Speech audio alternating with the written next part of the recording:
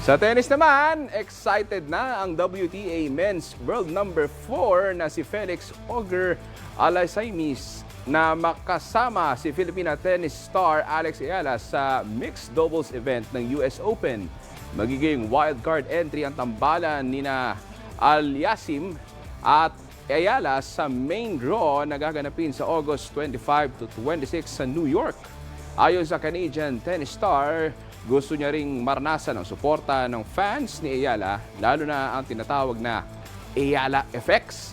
Matagal na ring magkakilala ang dalawa dahil pareho silang sports agency.